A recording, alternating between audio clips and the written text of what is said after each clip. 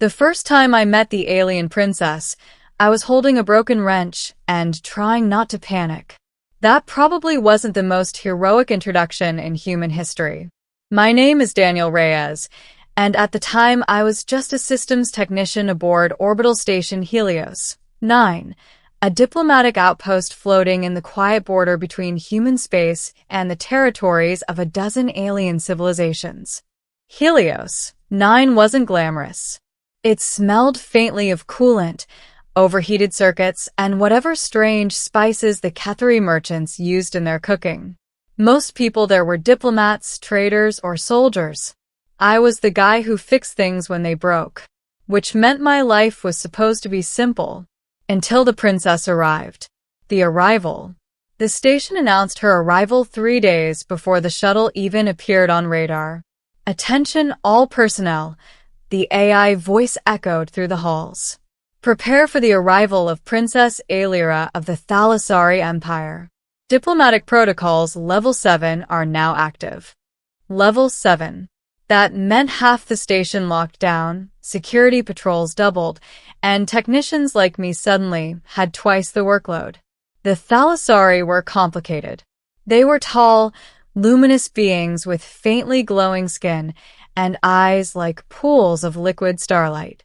Their empire stretched across dozens of systems, and their technology was centuries ahead of ours. They were also extremely formal. Every gesture, every word had layers of meaning. Humans, apparently, were considered charmingly chaotic, which is a polite alien way of saying unpredictable idiots. I was in docking bay 4 when her shuttle arrived. Not because I cared about diplomacy, because the docking clamps had malfunctioned again. Come on, don't do this now, I muttered, tightening a panel screw. Outside the viewport, the Thalassari royal vessel glided toward the station, like a shard of silver moonlight. It was beautiful, sleek curves, glowing patterns running along its hull like flowing water. And it was heading straight for the one docking clamp that wasn't cooperating. Typical. I slapped the panel shut just as the clamps finally snapped into place. The bay filled with a soft hum as the airlocks connected. A group of diplomats rushed forward to greet the visitors. I wiped grease off my hands and tried to slip away unnoticed. Then the airlock opened, and everything changed. The princess. The first Thalassari guard stepped out, tall and elegant in armor that shimmered like liquid glass. Then she appeared. Princess Aelira. Even surrounded by alien soldiers, she stood out. Her skin glowed faintly blue-silver under the station lights, and her long hair floated around her shoulders like strands of starlight. Her eyes were deep violet, bright and curious. But what struck me most was the expression on her face. Not arrogance, not royal pride, loneliness. She looked around the busy docking bay as if she had stepped into a completely different universe, which in a way she had. The diplomats began their formal greetings. Long speeches, ceremonial bows, the kind of thing that took forever.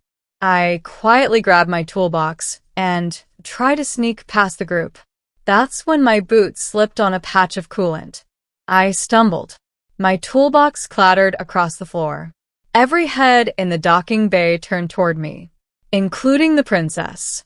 Fantastic. An unexpected conversation. One of the human diplomats looked horrified.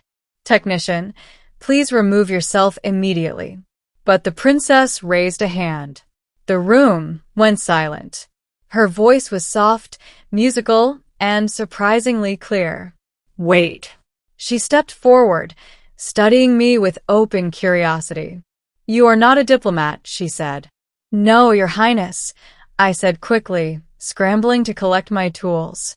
Just maintenance. She tilted her head. You repair the station? Mostly the things people break, I said. A few people chuckled nervously. The diplomats looked like they wanted to disappear into the floor. But the princess smiled. It was small but genuine. I think, she said slowly, That your work may be more important than theirs. That definitely wasn't in the diplomatic script.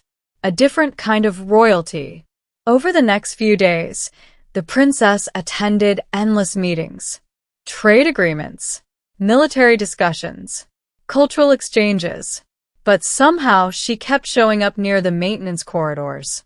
At first I thought it was coincidence. Then one day she walked straight into the engineering bay where I was fixing a reactor conduit. "You spend much time here," she said. I nearly dropped my screwdriver.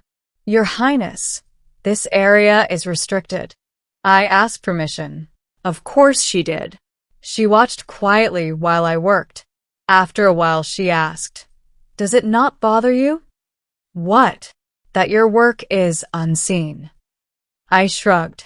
If things work, nobody notices. That's kind of the job. She considered that for a long moment. "In my world," she said softly, "everything I do is watched." There was something heavy in her voice. Something tired. So I asked the obvious question. "Then why are you here?" She looked out the viewport toward the stars. "Because I am expected to inherit an empire." "That sounds important." "It sounds," she said quietly, lonely, "the truth behind the crown." Over the next week we talked more. Sometimes in engineering. Sometimes in quiet observation decks where the stars stretched endlessly beyond the glass.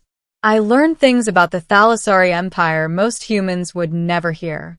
Their society was ancient and powerful, but it was also rigid. Every royal decision was calculated. Every alliance strategic. Every marriage political. Princess Aelira's future had already been decided. She would soon marry the heir of another empire to strengthen a centuries-old alliance. I finally asked the question that had been bothering me. "Do you want that?"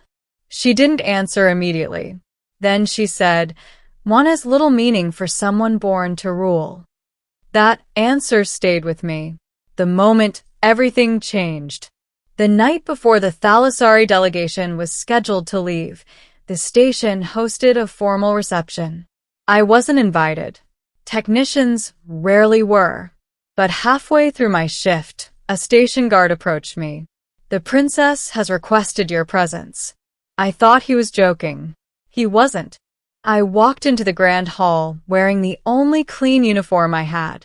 Diplomats filled the room. Alien nobles glowed under soft lighting. And in the center stood Princess Aelira. When she saw me, she smiled. Not the polite royal smile. The real one. The room buzzed with confusion as she walked toward me. "You came," she said. "You asked," I replied. She hesitated, then asked something unexpected. "Daniel, do humans always speak honestly?" "Not always," I admitted. "But we try." Her eyes searched my face. "Then tell me something honestly." "What?" She took a slow breath. "What do you see when you look at me?" I didn't think. I just answered. "I see someone who carries the weight of an entire empire and wishes she didn't have to." Silence fell over the hall. Her eyes widened slightly. No one had probably ever spoken to her like that. So I kept going. "You're strong," I said quietly. "But you're also human, well, alien, but you know what I mean. You deserve more than just being a crown." The diplomats looked horrified, but the princess looked relieved. Then she whispered something that changed everything. "I do not want a crown." I blinked. "What?" "I want something far rarer," she said. "And what's that?" She met my eyes. A connection. The decision the next morning, the Thalassari fleet prepared to depart. Rumors spread through the station like wildfire. Something had happened during the reception. The princess had argued with her advisors. The alliance marriage was suddenly uncertain. I was in engineering when she appeared again. No guards. No diplomats. Just her. "Daniel," she said softly. "Shouldn't you be preparing to leave?" "Yes." But she didn't move. Instead, she stepped closer. "In my world, every choice has consequences. Same here. She smiled faintly. But last night you reminded me of something important. What's that? That a ruler who does not understand connection cannot truly lead. I wasn't sure where this was going. Then she said something that made my brain stop working. I refuse the marriage alliance. You what? My advisors are furious. I bet. She laughed softly. But I realized something. What? The crown can wait. I stared at her. You're changing the future of an empire because of one conversation? No, she said gently. Because of honesty. A new beginning. Her shuttle waited in docking bay for again. The same place we had first met. This time the atmosphere felt different.